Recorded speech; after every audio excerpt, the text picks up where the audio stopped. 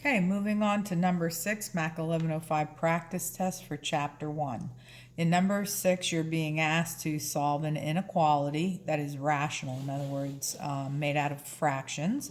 And the way that you're going to start this problem is by looking for an LCD that will get rid of each of these denominators. So you're looking for the smallest or the least value that each of these divides into at least once. So you're really kind of focusing on the biggest denominator, because in order for this number to divide into the LCD at least once, it's going to have to at least be this big. Now, as long as the other numbers divide into this as well without creating a decimal, then this is the one that you will use for the LCD. And you can see 24 divides into that once, 12 divides into that twice, 8 divides into that 3 times. So the biggest number has to at least divide into it at least one time. Okay, when you find that LCD that's powerful enough to knock out all the denominators, you're going to multiply it by each expression in this inequality, whether it's a fraction or not. Use it in the top. It is part of the numerator when you multiply it. And what you're going to do at this point is you're going to think of this as anything that's in the numerator is being divided by the items in the denominator. So what you're starting off with is looking at this right here. 24 divided by 8 is 3. So instead of a 24 on the top and an 8 on the bottom, you now just have 3. And it's 3 times x minus 4, which you will drop down into the next set of steps that you're going to do. Bring down that greater than or equal than sign. Do the same thing here. You're looking at 24 divided by 12, which is 2. These are gone because they've turned into 2. And you're going to multiply it by this expression in the numerator. Then here it's 24 divided by 24. So that's just 1. Okay, now you have no fractions, and that will always happen if you pick the proper LCD. And now I'm going to go after the parentheses. I'm going to get rid of these parentheses by distributing.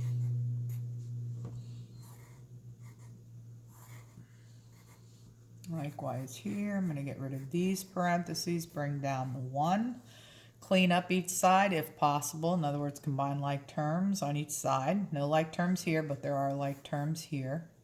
You can put the constants together. Negative 6 plus 1 is, negative 5.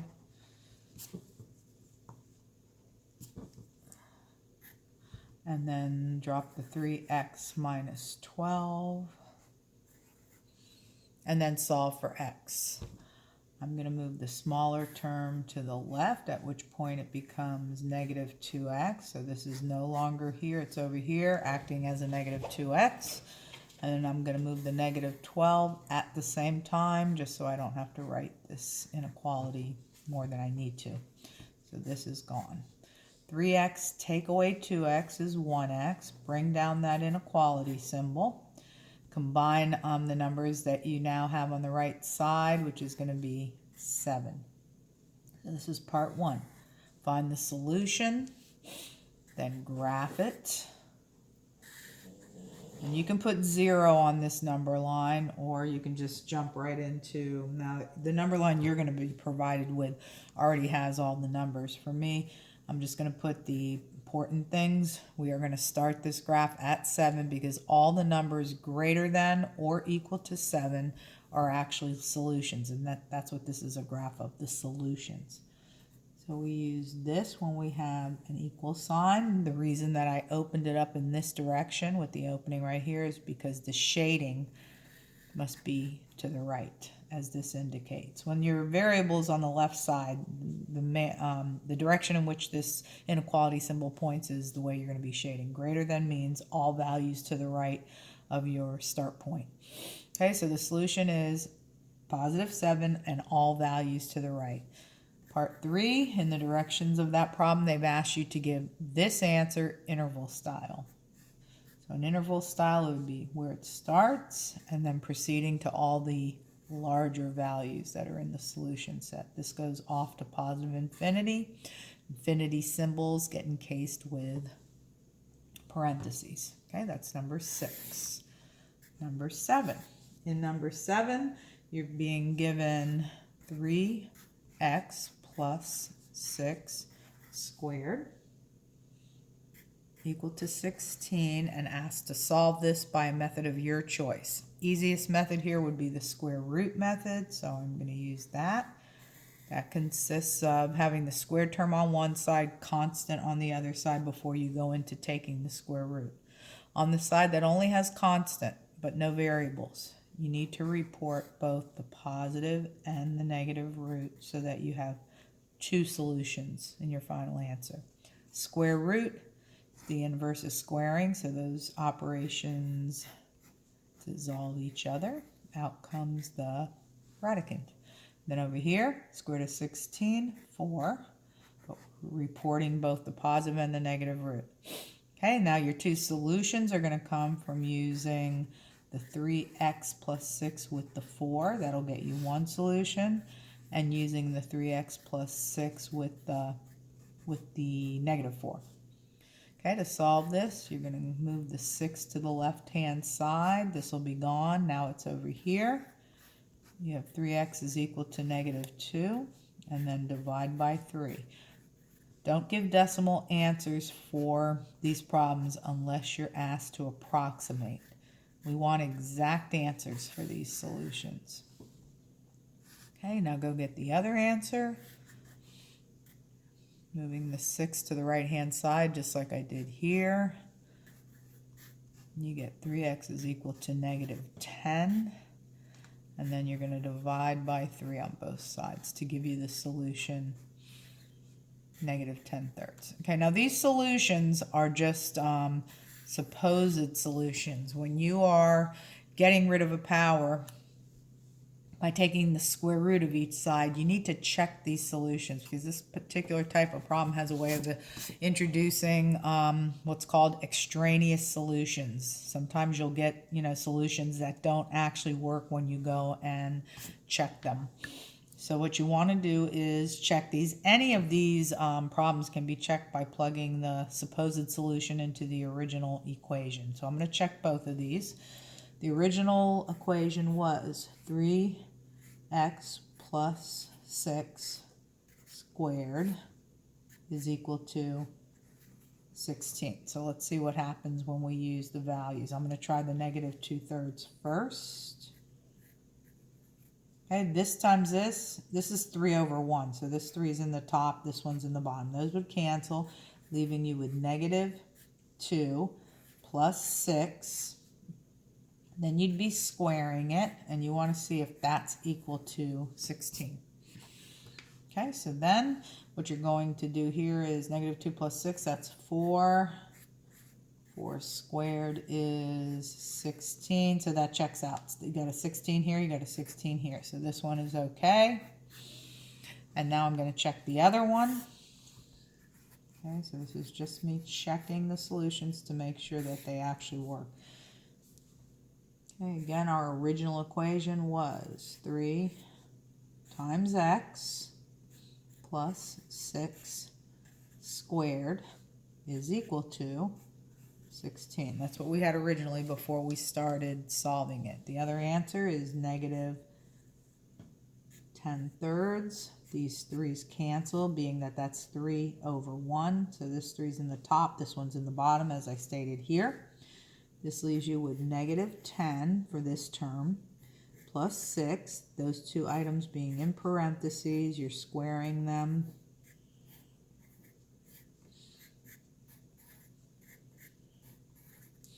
Okay, so whether you square positive or negative, you're getting 16. So just like we got the same number on both sides here, we're getting the same number on both sides here. So this checks out, and this one is okay as well. And you can give it in set notation if you'd like.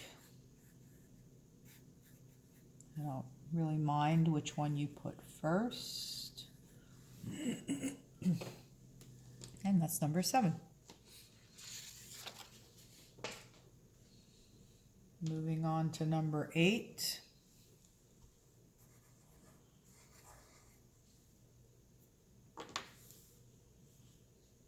Problem 8, we get into absolute value problems. There's 3 types of those and a procedure for each one. There's absolute value equations, which is what you're looking at in this problem, absolute value less than case and absolute value greater than case. So for the equality case, basically the kind of thinking that goes into this is, what could this quantity be underneath my finger that after you take the absolute value would be equal to 4? That quantity could be a 4, absolute value 4 is 4, or it could be negative 4.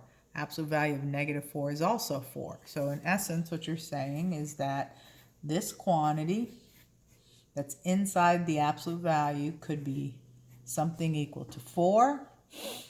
You're actually looking for the values that would be plugged in here that would make this a 4. Or any value that when plugged in here would make this a negative 4 so that the absolute value is 4. So we want to know what makes this quantity inside here 4 or negative 4. In solving this, you would move the 6 to the right-hand side, leaving you with negative 3x is equal to negative 2. You would have to divide off the negative 3 to isolate the x. Negatives cancel, leaving you with 2/3. Please don't give decimal versions unless you're asked to approximate, because then you're only giving an answer that's close. This is exact. That's one of the solutions. The solution here, by using the same steps, move the 6 to the right-hand side. And you're going to get 2 different solutions here. It's negative 10, divide off the negative 3, and you get x is equal to 10/3. Okay, and that's the other answer. Again, you can give it in set notation if you'd like.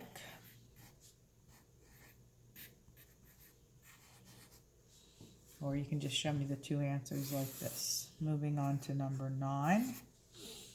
Problem number 9.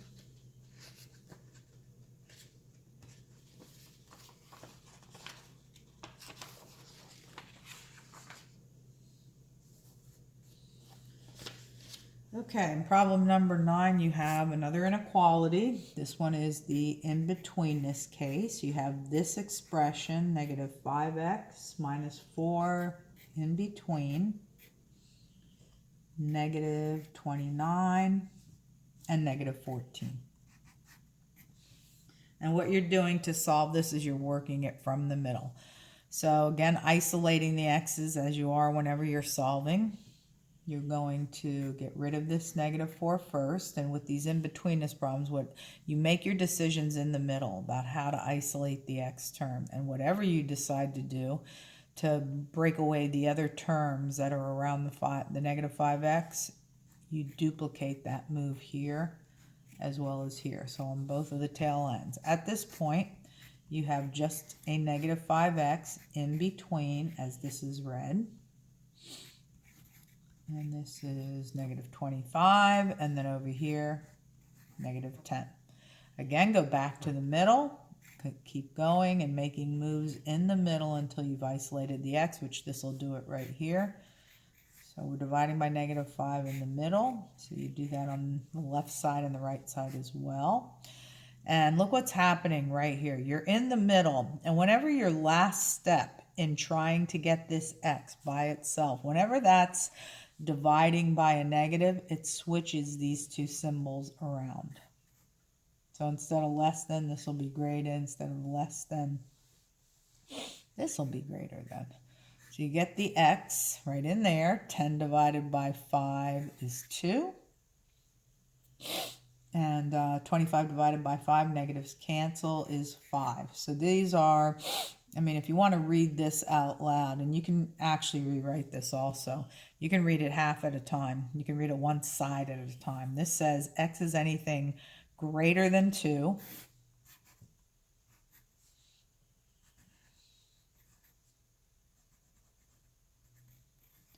And I'm going to put little back. So greater than 2 would mean that it starts at 2 and it goes this way. And if you're just reading this side, this says x is anything less than 5. Less than means shade to the left. So really what this says is x is in between 2 and 5. And if you wanted to rewrite this, you just can put the x here.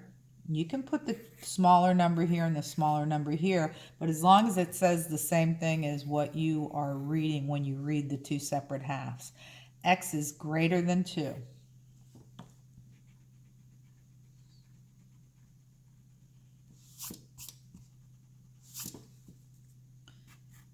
Be like that.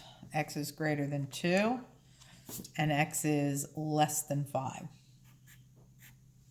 Okay, so you can write it like that. You can transform it, or you can go right from this into the graph. Okay, this is an in-betweenness problem. Moving on to number 10. Okay, number 10, we move into the greater than case of the absolute value.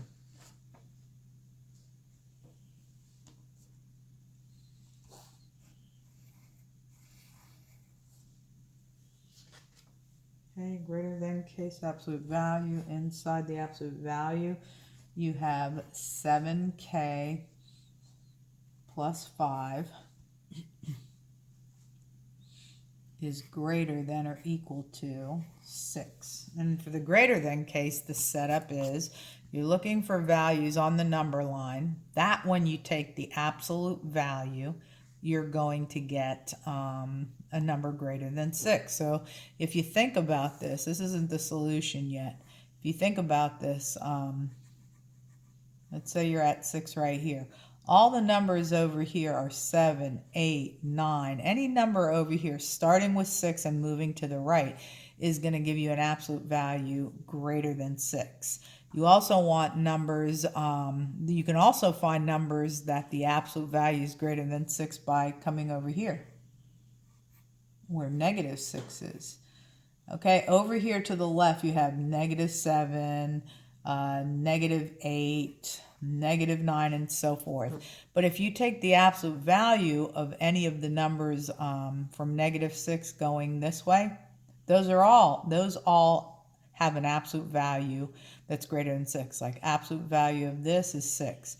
Absolute value of negative 7, 7. Those are numbers greater than 6. So you actually want anything, any of the numbers 6 or greater, any of the numbers less than, meaning going to the left, less than negative 6. So the setup for this is take the quantity out, use the symbol as is. That means you're grabbing all of these numbers over here. You want this to be anything 6 or greater. You want this quantity to be greater than or equal to 6. That's all of this area. If you're looking for numbers over here, then you say it like this. You can also find solutions in this region right here. So anything that is negative 6 or less than, to the left of negative 6. So you want this quantity to be anything less than, to the left of, less than or equal to negative 6. All these numbers over here. And then you solve each one. So just a summary. Take this out twice. Use the symbol as is with the number as is. And when you switch the sign, on this, you also switch this. So in this second inequality, you switch the direction, you switch the sign. Okay, and now solve each one of those. You're going to get a whole solution set, a whole interval of solutions for each one of these, and we're going to put them together on one graph and give the answer in interval notation. Okay, solving this, I'm going to bring the 5 over here, leaving you with 7k greater than or equal to 1. So this has been moved, becoming a negative 5. That's 1. Divide off the 7. And you get k is greater than or equal to 1/7. So anything greater than 1/7 is a solution. We're going to draw a picture of that. And then we're going to put the two pictures together. Solve this one. Okay, you're going to bring this 5 over here, just like we did when we solved this one. It becomes -5, only when you combine these this time you get a -11 with a 7k on the left-hand side. Divide both sides by 7.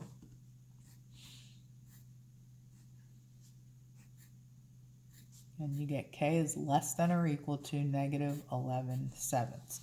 Now to put this on a number line so that you can go for the full interval notation as you've been asked to, let's draw a picture of this and a picture of this both on the same number line. So k greater than 1/7, you can put 1/7, you can put the zeros on the number line as well, is going to be, I put a bracket because of the equal sign, greater than means shade to the right. Okay, now let's toss this on the same number line. -11/7, let's say this was a 0 right here, it would be somewhere over here, doesn't really matter, just as long as it's on the left side of 0.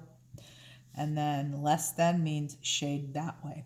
So you're going to begin the shading at this endpoint and shade to the left. Now when you say this in interval notation, you want to talk about all the values out here in negative infinity up to and including -11/7. You want to make yourself jump over this spot so that you're being clear that there are no solutions in here. So it's like you have a gap here that you are going to jump over that has no answers. We do this with a union symbol. Then we're going to talk about how this area has endless number of solutions that start at 1/7 and go all the way to positive infinity. When you're giving these answers in interval style, your final answer, you're going to read these solutions from smallest to greatest, because interval answers are always given like that. That means start from the left, travel to the right as you talk about the solution set here and here. So we're going to go negative infinity. These are all answers up to and including -11/7. All infinity symbols get a parenthesis. The symbol that wraps around here will be the one that's in the number line graph. We're going to jump over this region to signify that there are no solutions in this gap right here. And then we're going to talk about where the solutions pick up over here. And that is the area 1/7 all the way to positive infinity. Again, all infinity symbols get parentheses, and then this will either be a bracket around the endpoint or a parenthesis, depending on whether there's equal signs in the problem. Okay, that's number 10.